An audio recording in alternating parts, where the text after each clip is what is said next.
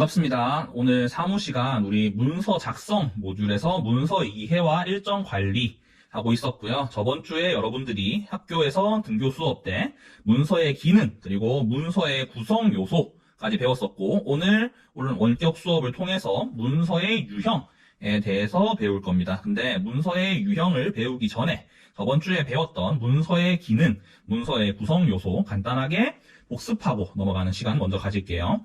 문서란 문자나 기호로 표시하고 기록하는 것이다. 이게 굉장히 중요하다고 얘기했었죠. 문서의 주요 기능으로는 첫 번째, 대화로 불충분한 의사소통을 구체적으로 기록한다.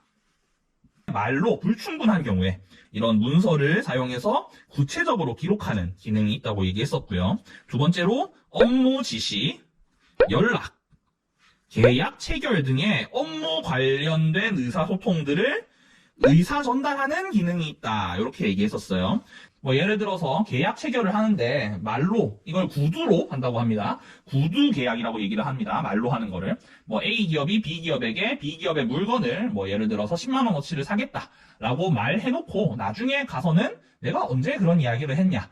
이런 식으로 사실은 발뺌을 한다든지 이런 일들이 되게 심심찮게 많이 일어나요. 그렇기 때문에 이런 중요한 계약 체결이라든지 혹은 업무 지시, 중요한 연락의 경우에는 꼭 문서로 만들어서 문서로 의사소통을 하는 것이 이미 보편화되어 있습니다. 세 번째는 의사 보존 기능인데 여러분들이 결정을 하거나 어떤 선택을 할 일이 사실 지금까지는 그렇게 많지 않았을 수 있고 그리고 그런 결정이나 어떤 선택들이 아직까지 여러분의 인생이나 어떤 여러분들의 삶에 큰 영향을 미치지 않았을 수도 있습니다. 하지만 기업에서는 어떤 결정이나 어떤 의사 선택을 했을 때 그게 기업에게 굉장히 큰 아픔이나 혹은 큰 실패, 손해로 돌아오는 경우가 종종 있기 때문에 그러한 실패를 다시 한번 반복하지 않기 위해서는 전에 했었던 실패나 실수를 다시 되돌아보고 우리가 어느 부분에서 잘못했었는지 다시 한번 되돌아볼 필요성이 있겠죠. 그렇게 하려면 우리가 전에 했었던 어떤 의사결정이나 선택들을 보존해 놓을 필요성이 있다는 겁니다. 네 번째는 행정활동을 지원하는 기능. 행정활동을 지원하는 기능이 있고 다섯 번째로는 업무를 연결하거나 조정하는 기능이 있다. 이렇게 얘기를 했었습니다. 그리고 문서의 구성 요소로는 문서가 두문, 본문, 결문 세 가지 구성으로 되는데 여기서 두문에는 주요소로 발신기관, 문서번호, 시행일자 등이 있고 부요소로는 경유, 참조 이런 것들이 있었고요. 본문에는 제목, 내용, 부요소로는 부기, 그리고 결문의 주요소로는 발신 명의, 결문의 부요소로는 전결, 대결 표시, 수신처, 면수 표시 이런 것들이 있다고 얘기를 했었습니다. 오늘 문서의 유형 배워볼 건데요. 문서의 유형을 보니까 지금 크게 5가지로 나눠져 있죠. 작성 주체, 유통 대상, 문서 형태, 처리 단계, 문서의 성질 이렇게 크게 5가지 단계로 지금 나누어져 있는데 그럼 요 5가지 단계가 끝이냐? 아닙니다. 문서의 유형은 사실 다양한 기준으로 분류할 수 있어요.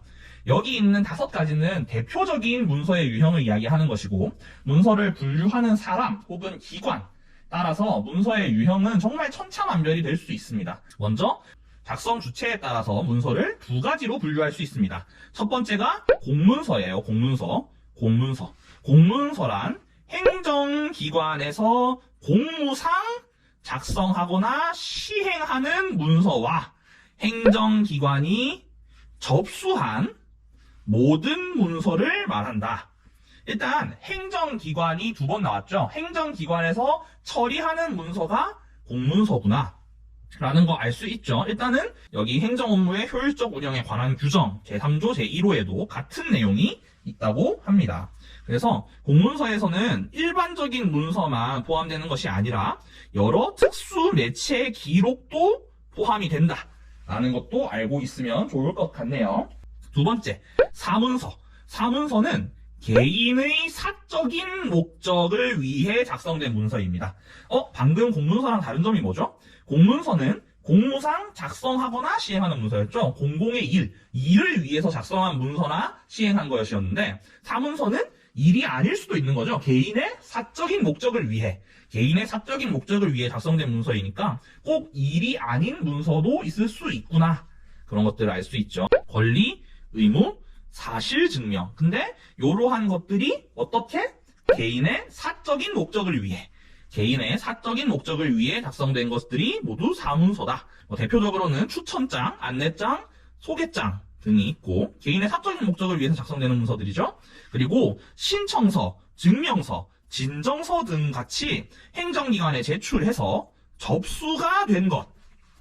신청서, 어떤 재증명이라든지 혹은 허가라든지 이런 것들을 신청하는 신청서나 어떤 증명서, 내가 이러한 권리가 있다, 내가 이러한 어떤 목적이나 어떤 권리가 있다, 이러한 것들을 얘기하는 증명서. 그리고 진정서라고 하는 건 어떤 걸까요? 진정서는 진정해라 이런 게 아니라, 진정서는 내가 어떠한 목적이나 의도를 가지고 있는데 그러한 목적이나 의도가 어떤 방해나 혹은 규제 등으로 그 목적을 이루기가 힘들 때, 이러이러한 문제가 있으니 좀 살펴봐 달라 라는 목적으로 넣는 게 진정서입니다. 두 번째, 유통 대상에 따른 분류 해볼게요. 유통 대상에 따른 분류도 마찬가지로 두 가지로 구분할 수 있습니다. 첫 번째, 유통되지 않는 문서. 여기서 얘기하는 유통되지 않는 문서는 조직 내부적으로 어떤 계획, 처리 방침, 업무 보고 이런 작업을 수행하기 위해서 결제를 받는 문서를 의미한다. 유통이라고 하면 여러분 잘 알고 있죠? 한 물건이 여기에서 여기로 옮겨지는 이런 것들을 유통이라고 볼 수 있죠. 근데 결제를 받는 문서라는 게 어떤 의미일까요? 예를 들어서 학교에서 결제를 받는 문서라고 하면 내가 우리 반 학생들에게 예를 들어서 아이스크림을 사주고 싶다. 근데 내 돈이 아니라 학교 돈으로 아이스크림을 사주려고 한다라고 생각해 봅시다. 그러면 학교 돈을 사용하기 위해서는 당연히 교감 선생님과 교장 선생님과 그리고 선생님의 부장 선생님, 그러니까 선생님의 경우에는 지금 부서가 소속되어 있으니까 그 부서의 부장 선생님께서 요렇게 돈을 쓰려고 하는데 허락해 주십시오 라는 문서를 보고 오케이 하고 도장 찍어주시고, 그 다음에 교감 선생님께서 보시고 오케이 하고 도장 찍어주시고, 그 다음에 마지막으로 교장 선생님께서 오케이 하고 도장을 찍어주시는 요러한 것들을 결제라고 하죠. 결제. 그래서 결제를 쉽게 생각하는 방법은 그냥 도장을 찍는 거라고 생각을 하면 돼요. 그래서 협조, 통보, 품위, 업무 보고서, 회의록, 기록서 이러한 것들이 유통되지 않는 문서라고 볼 수 있다.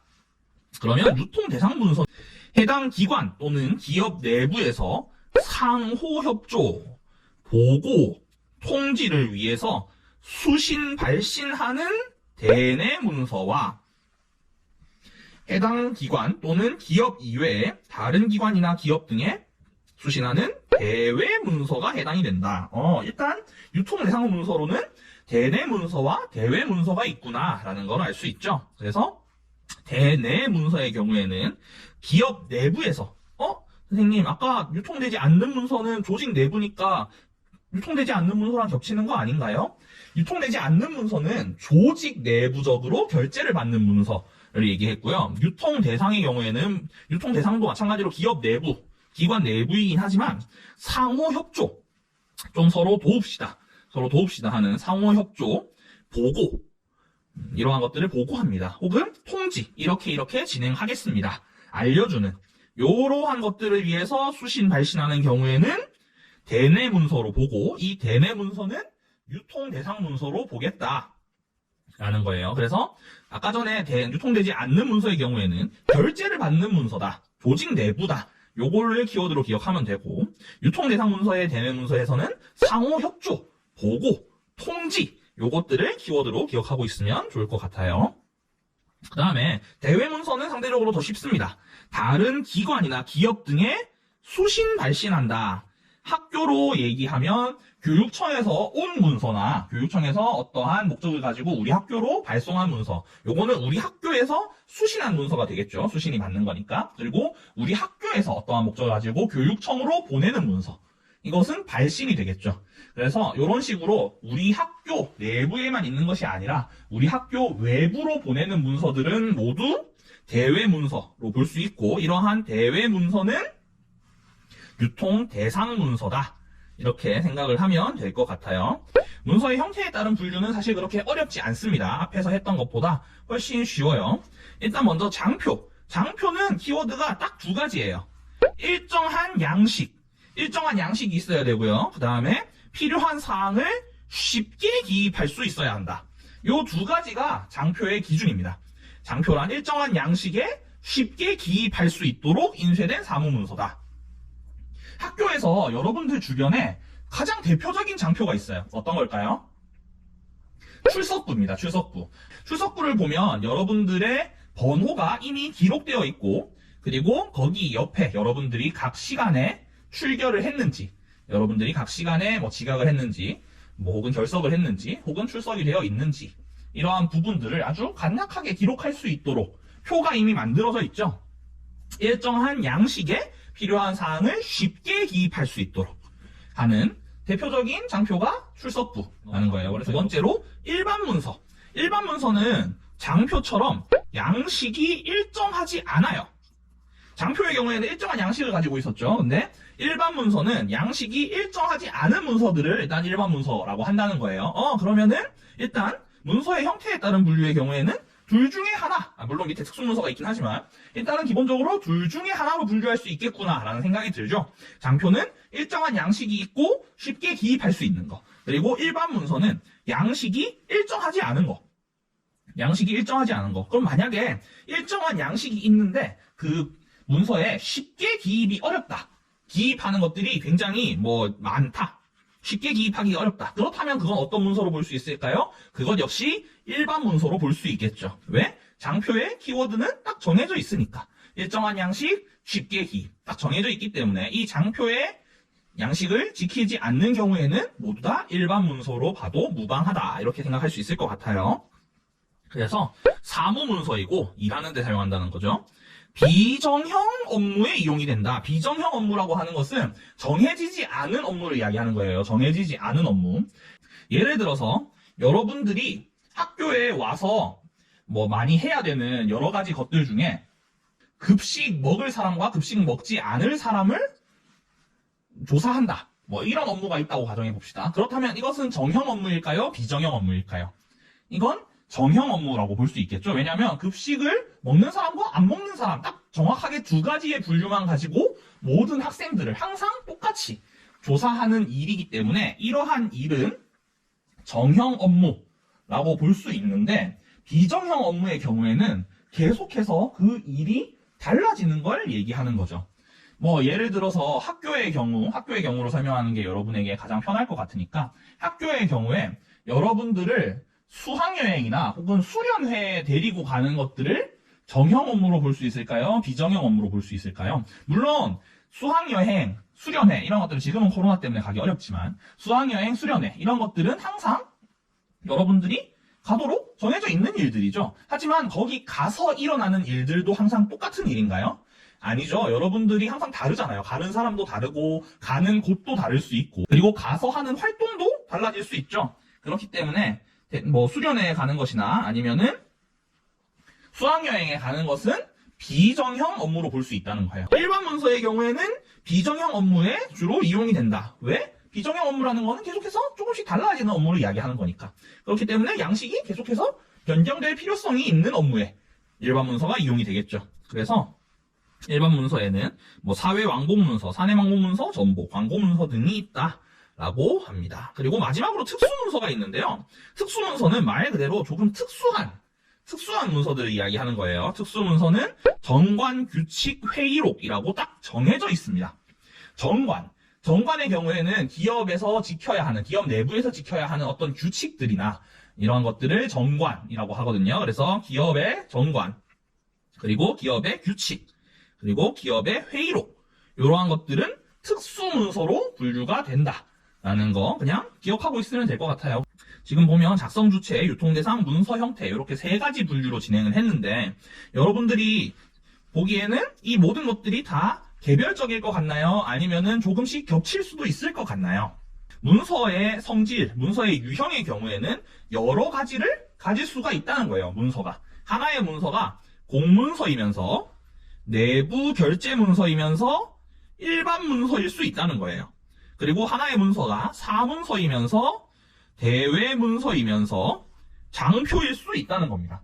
그러니까 하나의 문서가 하나의 특징만을 가지는 것이 아니라 문서의 유형 구별 방법에 따라서 여러 가지 특성을 가질 수도 있다. 그런데 중요한 것은 각 유형 분류법에 따라서는 동일한 유형 분류법의 특징을 가질 수는 없다는 거예요. 예를 들어서 공문서이면서 사문서일 수 없다. 내부 결제 문서이면서 대외 문서일 수 없다. 장표이면서 일반 문서일 수 없다. 네, 선생님이 문서를 2개를 들고 왔어요. 일단 먼저 첫 번째 문서 볼게요. 이 문서는 어떤 문서일까요?